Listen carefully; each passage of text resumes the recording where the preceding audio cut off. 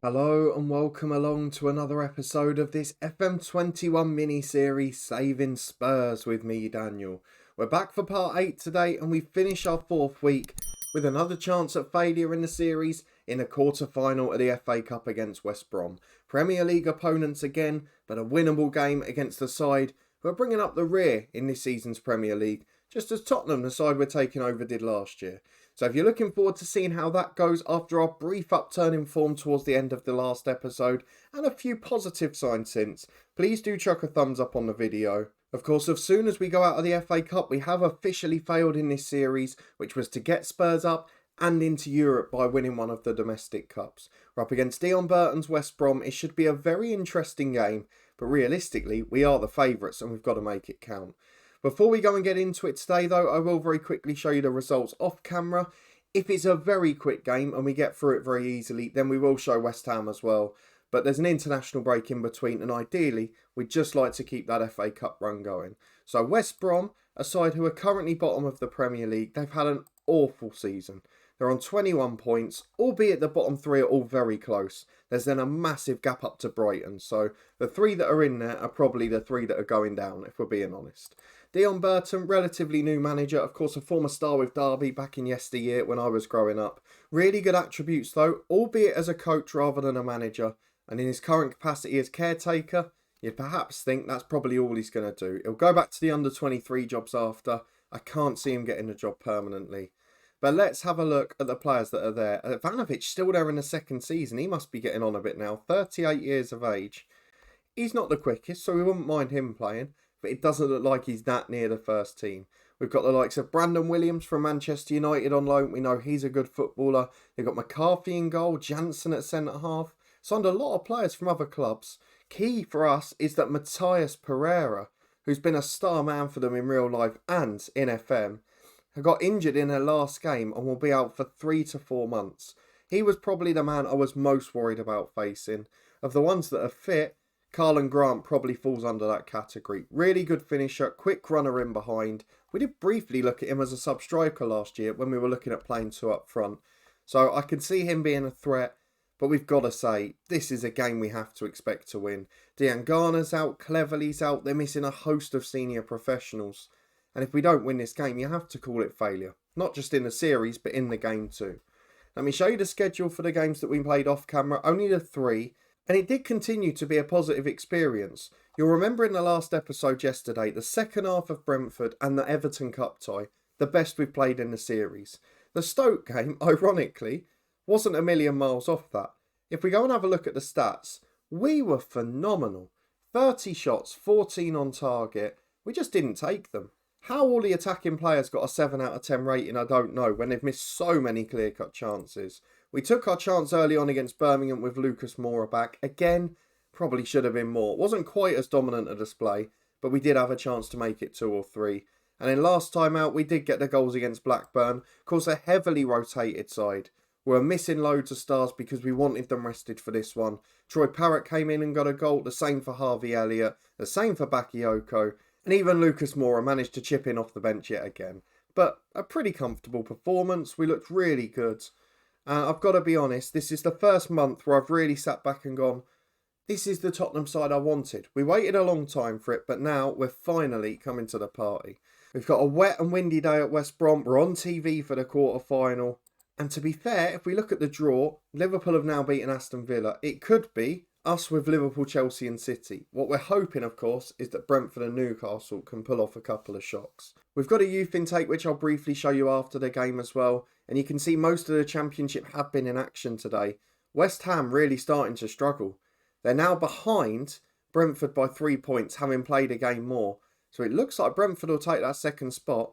And then the 2 other relegated sides, Sheffield United and West Ham, will be fighting it out with our midweek opponents Blackburn and Luton's rivals Watford for a place in the Premier League. So an interesting finish to the Championship season we've got in store. We'll see how it pans out. For us though, it's FA Cup action. Let's get through to the quarter-final. Lots of changes needed from the midweek team. We'll see what the assistant has picked and put our first 11 together. Okay, we wanted to help some of the younger English players, the likes of Sirkin, Tanganga, Sessegnon and Elliott, but still, this is a big game. We need to get the players that are in form, that are at their best, and that can help the team most in the squad. So that's why on the bench we've gone for the likes of Bergwijn and Foyth instead. The starting 11 though is pretty much as you'd expect. We've got Donnarumma between the sticks, still improving off the pitch. Doherty and Reggie on the fullbacks with Sanchez and Dyer at centre-half. Højbjerg and Ndombele in the middle, Ali just ahead of them. And then Moura and Son Heung-min on the wings, off Harry Kane up top. It's actually been pretty poor the second half of the season, Harry Kane. His form's starting to dry up a little bit. But can he do the job today and get us to Wembley for the semi-final? As we head in to face pretty much the team we were expecting from West Brom, Karlan Brandt has moved to the left as an inside forward because of that injury to Pereira. Smolov's gone through the middle, another very good player, but we should be beating them. A few of them more experienced ones on the bench, they have upgraded in a couple of positions, but it's not going to be enough to save them in the Premier League, and we hope it's not enough to save them in the FA Cup either. As we get into the first half at West Bromwich Albion, a place at Wembley up for grabs in the semi-final, and we could do with some shocks in the other ties too. It's a long ball by McCarthy. Reguilon intercepts for Son Heung-min. We're looking good early doors. Up to Højbjerg. Players running off him. Lucas Moura been an utter revelation since he came back from injury. That one tipped behind for a corner by McCarthy. But again, we've started really well. And we'd like it to continue. As Son delivers to the back post, Janssen heads away. Not been great from set pieces this year. Though Ndombele goes down the right hand side. No pressure on him really. He breezes past a couple of players. And then it's blocked behind for a corner by his man marker. And Son Heung-min will have another chance to put in a slightly better delivery this time. This one in towards the back post, straight on Janssen's head again.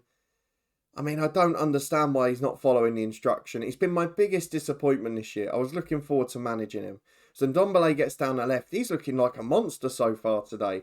Breezing, gliding with the ball. Just carrying it past players at ease.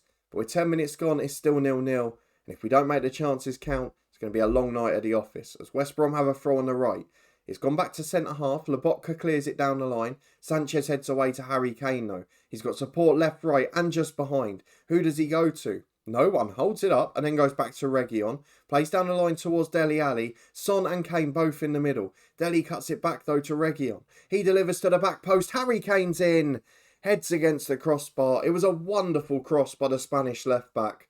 But unfortunately, the England skipper can only hit the woodwork. 20 gone, Spurs dominant. Still 0-0 though. That's what West Brom will want. As it's a throw on the right-hand side for Matt Doherty to Dele Alli. And he finds Højbjerg. Wide to Doherty again, in towards Kane. This time loses out in the air. And Ndombele down for Dele though. Son finds Reguilon. I think he's offside. We're going to VAR. But he's just put one right in the top corner postage stamp with his right foot. It's a smashing strike from the edge of the box. But the offside flag was up and it was all for nothing. A quarter of the game gone, it remains goalless. As it's a throw on the right for Doherty again, it has been a brilliant performance so many times. And that one, after all the brilliant passages of play, was the easiest goal you'll ever see. Doherty throws it on, Dele tries to flick it, it just sort of bobbles through everyone. And eventually it bounces past the defender marking Harry Kane. And he rifles it into the bottom corner from about 3 yards. 1-0 is the lead. And that man is in the right place again as Lucas Moura beats a challenge. It would have been a foul, but he carries it past halfway, going from right to left. Lays it out to Son. He cuts inside the fullback, beats another. Goes for the curling effort, but it didn't have enough bend. It was wide of the far post comfortably. But again, we couldn't be much happier now. We've waited till the 4th week of this series to actually see what we wanted from this Spurs side. And now we're playing like it. It's a delight to watch. Half time, it's only 1-0. But surely with a performance like that, it's only a matter of time. We'll tell the lads to prove a point, we'll ask them to keep it up. In the second half, we hope to make it comfortable. With an hour on the clock, we've got another throw in an advanced position on the left. Reguilon gives it away, but Ndombele nicks it straight back. Cross into the box, is headed away by Kipre. He finds Højbjerg and Doherty. Lucas Moura with the ball forward, headed away, but again, can't get out the final third, West Brom. Son gets it from the ball down the left-hand side. Doesn't beat his man, though. Again, he's been the poorest attacking player on the pitch. It's been a real shame. Grant's gone through the middle and he's now taking the ball with him. Reguilon nicks it though. Brilliant play. And Ndombele out to Son Heung-min. Last chance to make a big difference. Releases Kane down the left channel. Into the box he goes. Janssen wins it. Gets it away well. It's cleared out to Carvalho. It's a long ball to Grant. Don't get done like that. He's beaten everyone. It's going to be 1-1. Out of absolutely nothing. We're so poor at the back. The centre-half's absolutely roasted there. And I don't really know what to say because we've been by far the better side. We've not taken chances. And it's going to come back and cost us yet again here. I'm going to take off Son Heung-min for Lo Celso. We'll put Dele Alli out on the left. We're going to put Bergwijn on the right for Moura, who's still recovering slowly but surely. And Matt Doherty at right back's had a stinker as well, but I don't know if he's the man I want to replace. I think we're going to go Højbjerg and we're going to bring on Bakayoko. It's worked with Ndombele in the middle, carrying the ball. People who are more natural dribbling in possession. And Bakayoko might offer us that. But we've gone off the boil in this second half. And we could do with improving now. As Dele Alli gets it on the left-hand side. Got Reguilon on the overlap. Gets the ball into the back post. It's overhit, but Bergwijn will keep it in. He's got a chance to cross himself. Goes back to Matt Doherty. Not had a great game, but delivers a good one there. Dele Alli was offside. He missed the target anyway. Let's demand more from these boys with 15 to go. But we've fallen off a cliff in this second half. And it's going the opposite way to what we had in the last episode and what we'd like. As Ndombele gets it. Again, West Brom still camped in. But with Grant up front on his own now, they've got an outlet on the counter. And Ndombele finds Davinson Sanchez. He was the man at fault for the goal, you could argue. As Reguilon releases Dele Alli down the left. Keeps it in by the byline. Back to the Spanish fullback. And he finds Ndombele. To Bakayoko, 25 yards out. Lovely ball out to Doherty. 3 in the middle. Got to deliver. Dele Alli's there. He's headed over from 2 yards. How on earth has he missed that, honestly? 6 minutes to go. I think we're going to have extra time here because we cannot put one away. Dele Alli nicks it in his own half again. Ivanovic goes back to Alex McCarthy in goal. How are we not leading this game? Although the keeper's ball out is poor. Bergwijn nicks it. Lays it to Kane. He's got an open goal. He nearly missed it. Steven Bergwijn, though, electric anticipation. McCarthy trying to play out from the back to his left fullback. And he's just nicked by Bergwijn. Does brilliantly, gets in close to the keeper. Then lays it to Kane. Though the cross is in, Dyer heads away. We're defending again. We are so weak at the back. It falls for Brandon Williams. To Field. The substitute goes back to Lobotka and Kipre. We need to press and we need to steal it high. Dyer heads away to Lo Celso. This might be the chance. Releases Kane on a hat-trick. He's got to score here. The England skipper in. Second time lucky does it. The first finish was poor straight at Kipre. But the second one, it fell straight to him. And he puts it into the corner of the net. 3-1 Spurs. A Kane hat-trick sends us through. As Hornby randomly gets it on the left. I'm not quite sure what caused the hold up there. But Brandon Williams plays it out to Sam Field. Here is Williams again to Kipre, to Lobotka. Back to the keeper McCarthy, who's learnt his lesson and just goes long over the top. Sanchez finds Ndombele.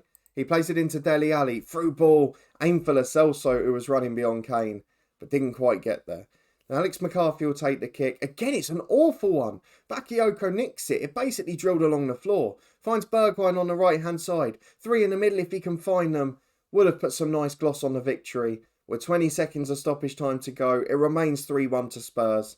And most crucially, we're going through to the semi-finals of the FA Cup. We'll wait and see who we draw in the last 4 on Monday evening.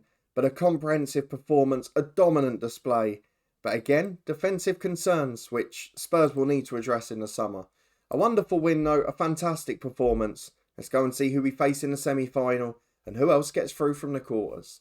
Okay, it sounds ironic because we're not participating in these, but you could say that these are the most important games of our season. If Brentford and Newcastle get past Chelsea and City, we've got one hell of a chance at the FA Cup. Newcastle doing okay, but still 12th in the Premier League, not world beaters like City. Brentford, second in the Championship behind us. We've come back from 3-0 down against them when we were at our worst. I've got a feeling we could beat them in the semis.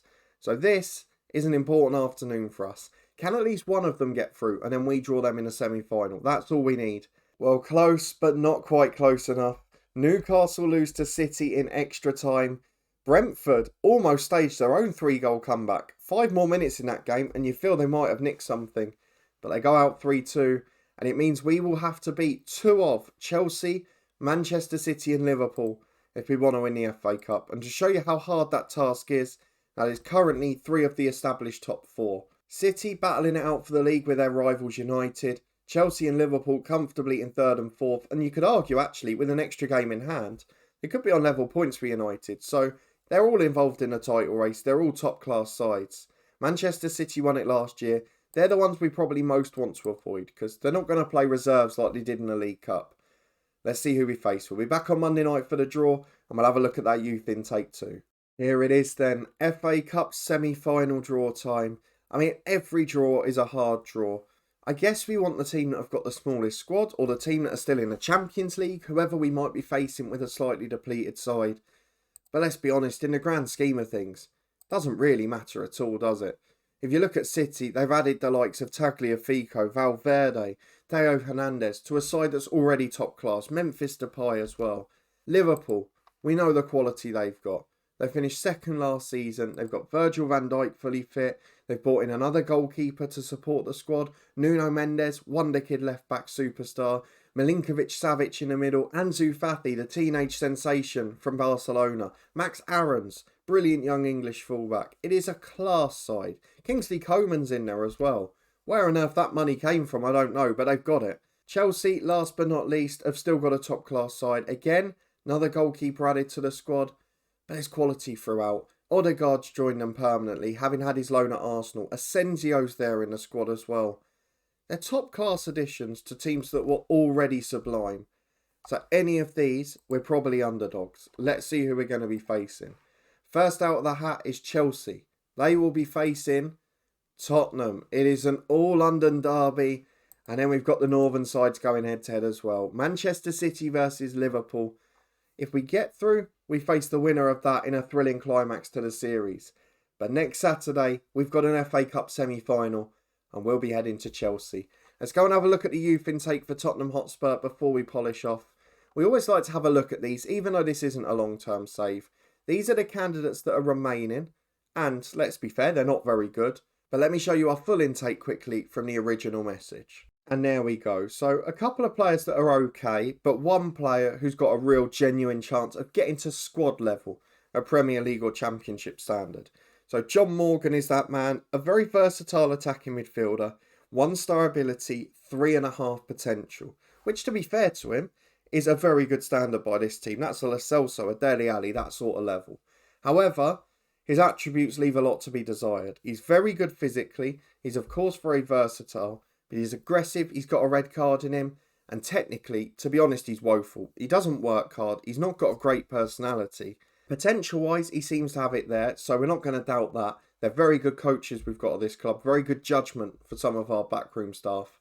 But John Morgan, not a player I'm particularly excited about, so I'm glad he's not one I'm going to have to nurture over a number of years. For us though, if we go and have a look at the schedule, we will be back for semi-final time, and we've got 4 games in between there and now. We've basically wrapped everything up. We are 21 points clear of West Ham with 7 games to go. So any points dropped by them or any victory for us, and we can celebrate the title already. It's been a great season. We're on 100 points with 7 to go.